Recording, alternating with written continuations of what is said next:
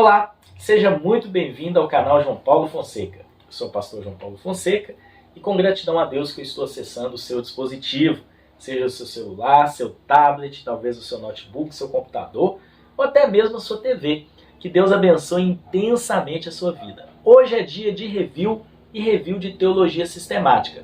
Vamos apresentar nos mínimos detalhes o Manual de Teologia Sistemática do Zacarias de Aguiar Severa, edição revista e ampliada, uma publicação da editora AD Santos. Gente, é um livro muito importante, muito legal, que eu indico para todo o público que acompanha o nosso canal, seja você um pentecostal, seja você irmão batista, presbiteriano, não importa.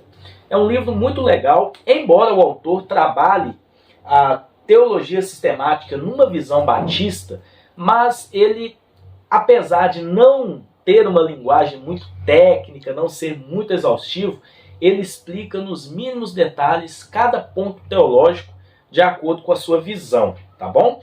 Então, vou deixar na descrição o link para você adquirir esse material.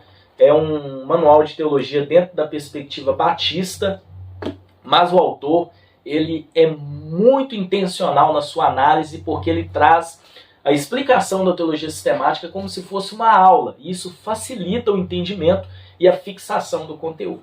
Então vamos juntos ali para a mesa para conhecer o Manual de Teologia Sistemática. Olha, me agradou muito a leitura desse material e eu tenho certeza que vai te ajudar muito a crescer na graça e no conhecimento de nosso Senhor Jesus. Vamos juntos para mais um review aqui no canal João Paulo Fonseca. E se você não for inscrito, não perca tempo.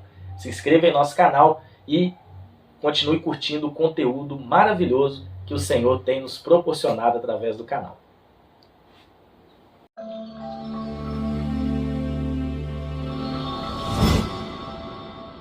Bem, pessoal, estamos aqui na mesa com esse material extraordinário.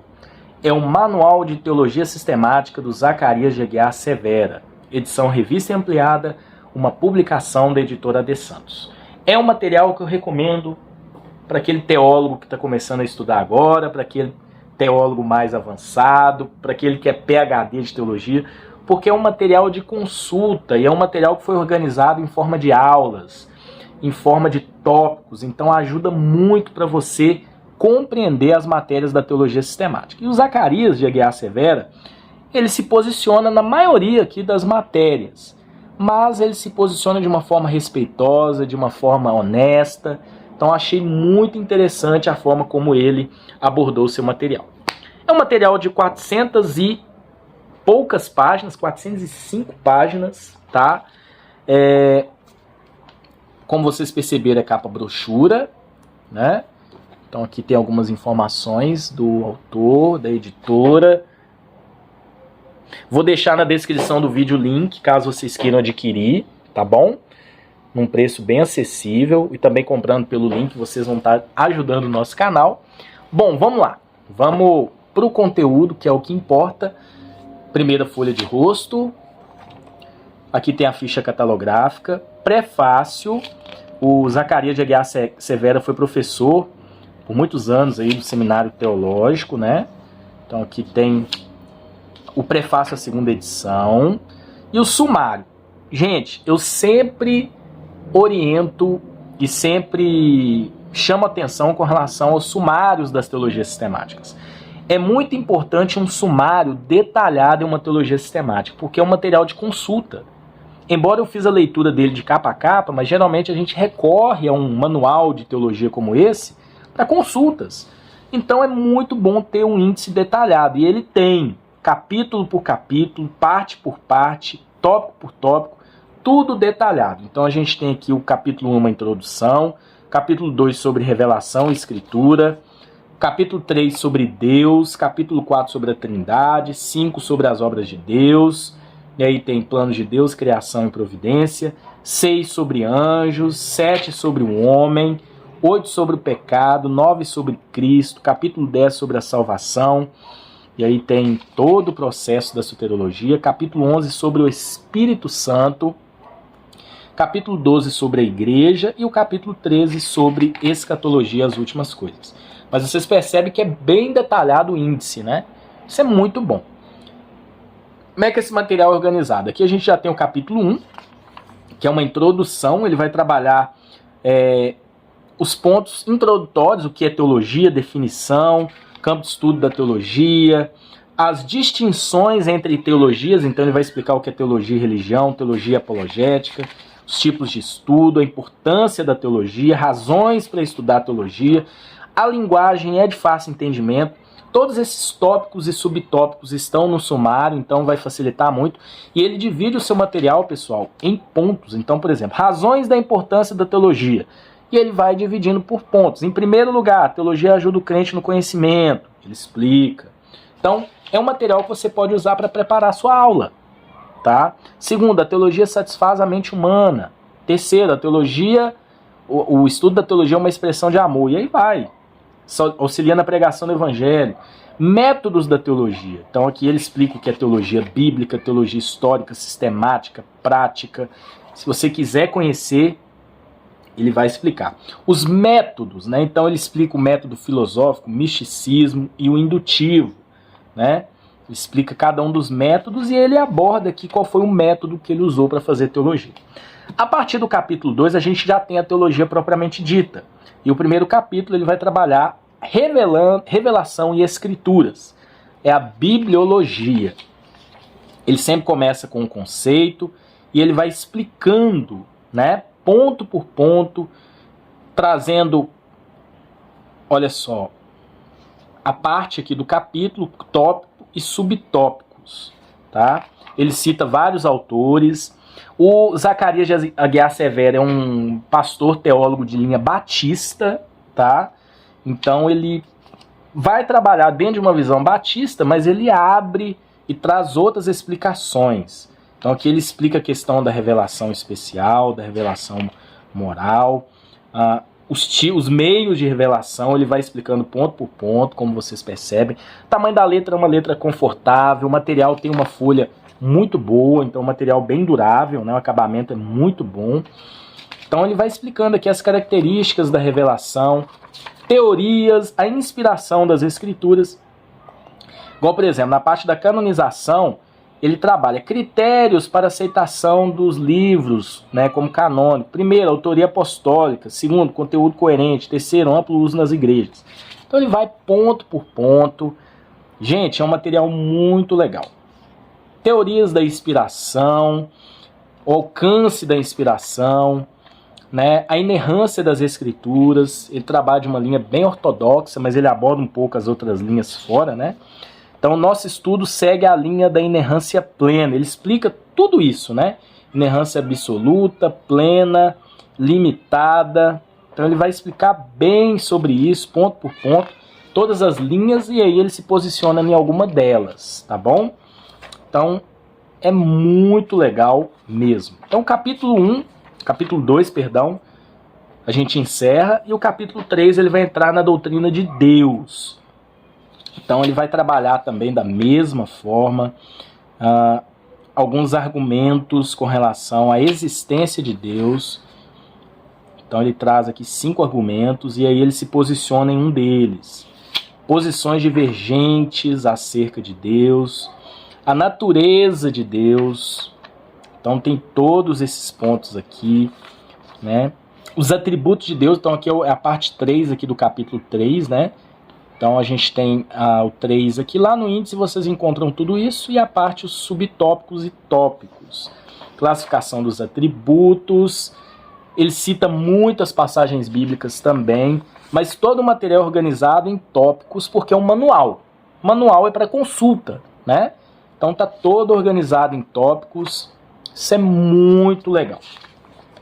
Então ele vai trabalhando aqui os atributos de Deus. E é interessante que a gente chega no capítulo 4, onde ele trabalha a Trindade de forma separada. E ele traz um aspecto histórico antes e depois da Reforma. Inclusive as linhas, né, que surgiram antes da Reforma, que negavam a Trindade. E aí a Trindade nas Escrituras, e ele vai trabalhando tanto no Antigo como no Novo Testamento, né, explicando a Trindade, a origem da Trindade, biblicamente falando. Ele não vai se ater apenas na parte histórica, mas a parte bíblica, né? Então aqui ele traz a interpretação, né, a explicação, a funcionalidade das pessoas da Trindade. Isso é muito importante. Então, olha só, ele explica que a doutrina da Trindade tem a ver com quase tudo o que importa no cristianismo, né, para a gente entender a questão do perdão dos pecados, regeneração, a obra do Espírito Santo. Então, por isso que é necessário estudarmos e nos aprofundarmos no estudo da Trindade, tá bom? Então, um capítulo muito importante antes de entrar nas obras de Deus. Então, esse capítulo 5 também ele é muito importante porque ele vai trabalhar a questão da providência, da criação. Então, ele traz primeiro uma base bíblica. As características ele vai trabalhando em primeiro lugar, em segundo, em terceiro, em quarto. Então, os planos de Deus e a liberdade humana, ele tende a trazer um equilíbrio, que eu até coloquei, a aparente ideia calvinista com relação à providência de Deus, com relação à parte aí da ação de Deus no mundo, né? Achei que nessa linha aí ele foi um pouquinho mais para o lado calvinista. Mas aí ele vai trabalhar a criação, a base bíblica para a criação, princípio da criação, criação dos 6 dias. E aí ele vai trabalhar os tipos de interpretações, dias literais, espaço de tempo. Então aqui ele traz as possibilidades, né? Primeira possibilidade, segunda possibilidade, terceira possibilidade. E aí ele finaliza demonstrando que para ele foram períodos de tempo, e não dias literais, tá? É mais ou menos a forma como ele coloca aqui, tá bom? Propósito da criação. Então ele traz aqui, em primeiro lugar, a felicidade do homem, em segundo lugar, a glória de Deus, em terceiro lugar, temos objeções, e aí teorias divergentes a respeito da criação. Ele vai trabalhar aqui alguns pontos filosóficos, pontos liberais, a preservação da criação, o governo de Deus, né? Então ele vai citando pontos, as leis espirituais, milagres, o problema do mal, né? As várias linhas de interpretação com relação. Então aqui ele até coloca um ponto, né? Contudo a Bíblia diz que há um tipo de mal que Deus cria. Em Isaías Deus diz que ele cria o mal. O mal que Deus cria são situações de sofrimento no mundo e na vida das pessoas que ele determina como forma de aplicação da sua justiça. E aí eu coloco, creio em permissão e não decreto. Porque ele está trabalhando aqui a questão de decreto. O posicionamento dele tende um pouco para o lado calvinista com relação a isso, tá? Mas quando a gente chega na soteriologia, a gente toma um susto. Daqui a pouco eu vou mostrar para vocês. Bom, capítulo 6, anjos. Então ele traz uma primeira introdução, traz a natureza dos anjos, a organização dos anjos, dentro da angiologia, né, que é uma matéria também muito importante. Vai trabalhando a questão dos demônios. O capítulo 7, o homem, é um capítulo muito importante também, né? Então aqui ele vai trabalhar a origem do homem. Então ele traz pontos. Em primeiro lugar, né? Destacamos 5 aspectos com relação à narrativa bíblica da origem do homem. Questões relativas à origem do homem, ele vai trabalhando da mesma forma. Com relação a Adão, a sexualidade humana, as diversas interpretações acerca da origem do homem, né? A unidade do homem, aí a questão do corpo, alma e espírito, né? Que ele vai trabalhar aqui, ele vai seguir uma linha dicotomista, né? Então aqui ele traz primeiro a linha tricotomista, a interpretação dicotomista, e aí ele se posiciona como dicotomista, tá bom? Mas ele explica as duas linhas de forma bem imparcial. Ele tem essa característica, ele explica de forma imparcial as linhas de interpretação e vai se posicionando, tá bom? Achei muito interessante isso. Então aqui a questão do homem, racionalidade, moralidade. Então, a imagem arruinada, a ótica arminiana da depravação total. Ele traz essa linha de pensamento. Então ele coloca como uma imagem arruinada, né, que é a ótica arminiana da depravação total. Capítulo 8 ele vai trabalhar sobre o pecado, a natureza do pecado. Então o pecado a natureza humana produz pecados como frutos. Em outras palavras, o pecado é atributo humano, os pecados são os efeitos inevitáveis desse atributo por conta da queda. Então aqui ele vai trabalhar a origem e consequência do pecado, que é a queda da humanidade. E vai explicar o que seria essa depravação total. E aí ele vai explicar, né, a questão do homem ser totalmente depravado, e a transmissão do pecado. Aí ele traz a explicação pelagiana, a explicação liberal, a explicação neo-ortodoxa, a explicação arminiana, já na herança do pecado, explicação federalista, explicação realista. Né? E aí ele vai trabalhando a sua linha de pensamento. Finaliza o capítulo 8, ele entra no capítulo 9, onde ele vai trabalhar Cristo, a cristologia. Vai fazer da mesma forma. Cristologia no Antigo Testamento, lá no Antigo Testamento, toda a preparação. E aí, olha só, a preparação entre as nações. Ele traz aspectos divididos por pontos, né? Sobre tudo isso, a cristologia na história. Então ele vai trabalhar aqui um pouco da história da igreja, a natureza de Cristo. Ele traz alguns concílios, né? Com relação a isso que aconteceu no início da igreja. Então ele traz um pouco de aspecto histórico também.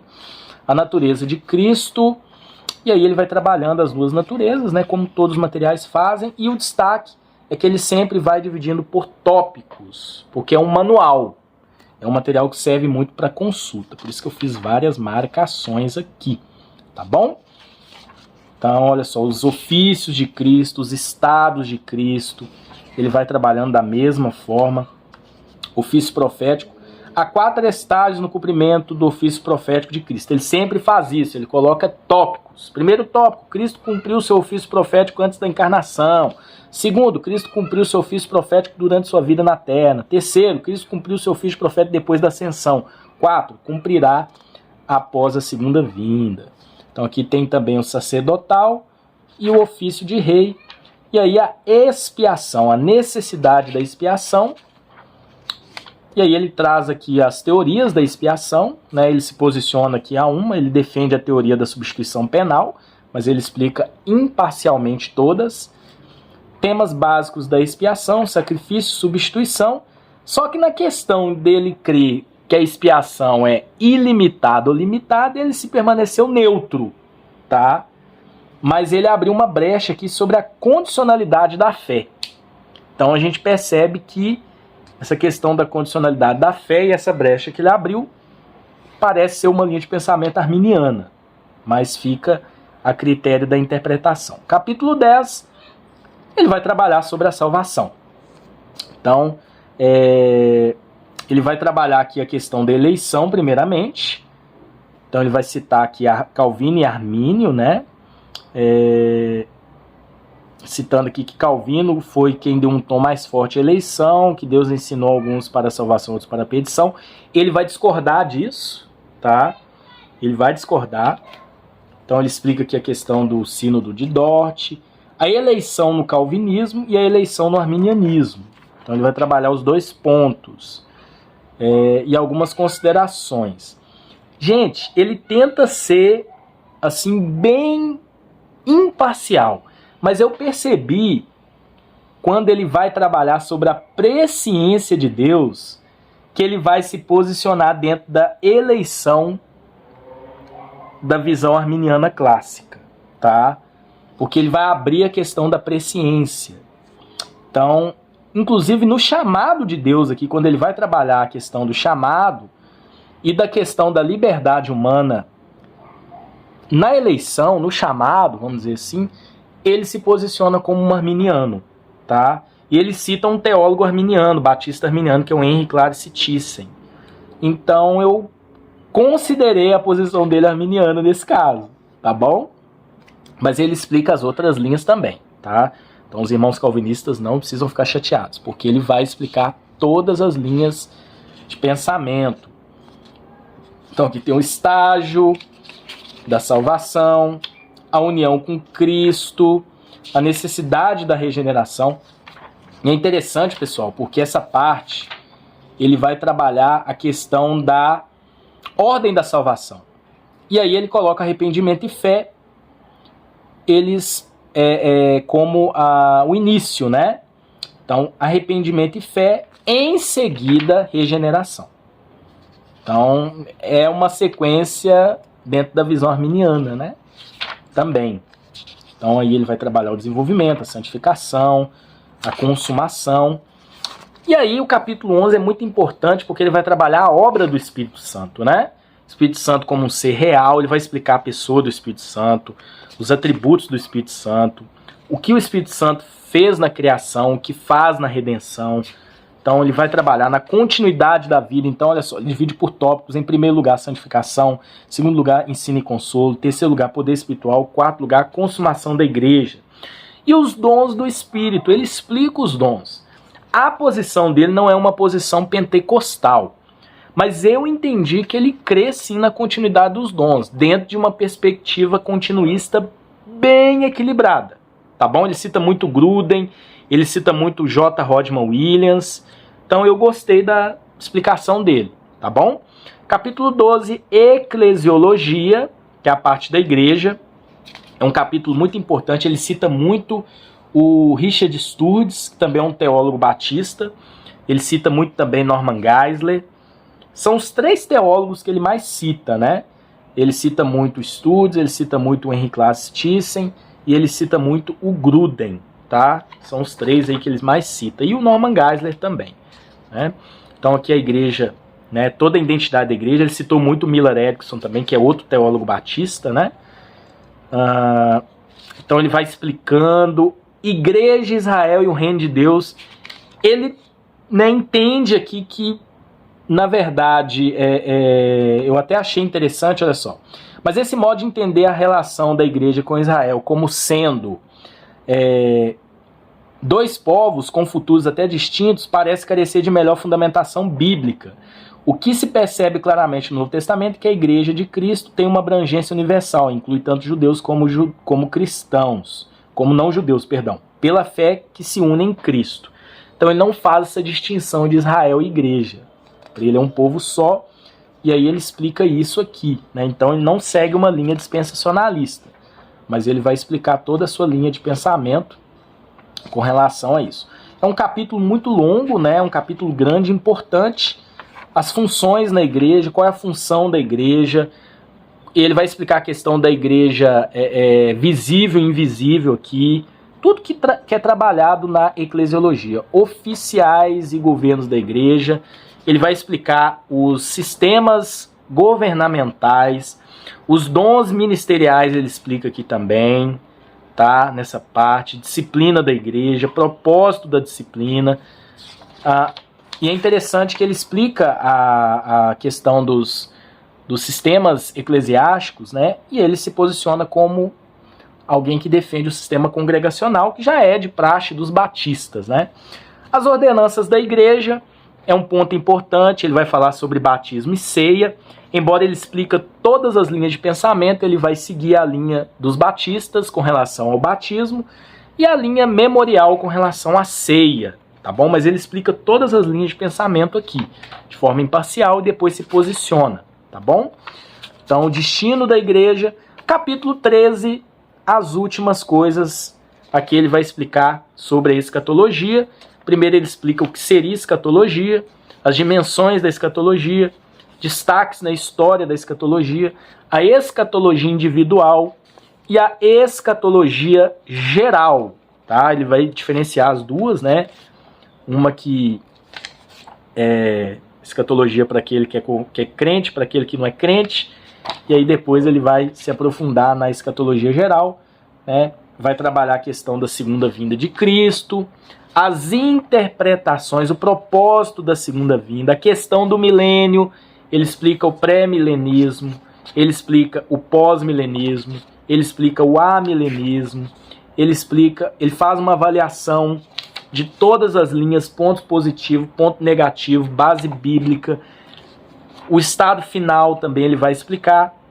E por incrível que pareça, na escatologia ele não se posiciona, tá? Parece que ele é um pré-milenista histórico, que é a mesma linha que eu sigo, né? O pré-milenismo clássico. Ele também vai falar aqui da tribulação, né? Ele falou antes aqui do milênio, mas ele mesmo finaliza dizendo, olha, escatologia é um negócio tão complicado, né? O importante é a gente crer que Jesus vai voltar, né? E ele está voltando realmente.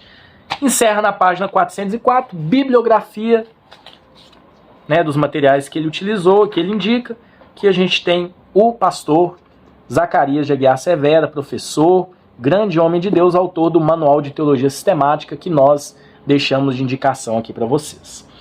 Bom, material excelente. Indico para vocês, e não é caro, é uma obra, dá para ser utilizada, não tem linguagem difícil, material para quem está começando, para quem já é mais, já tem uma maturidade maior na teologia, mas vai te ajudar muito no seu estudo da Palavra de Deus. Que Deus abençoe vocês e até um próximo review, se Deus assim permitir.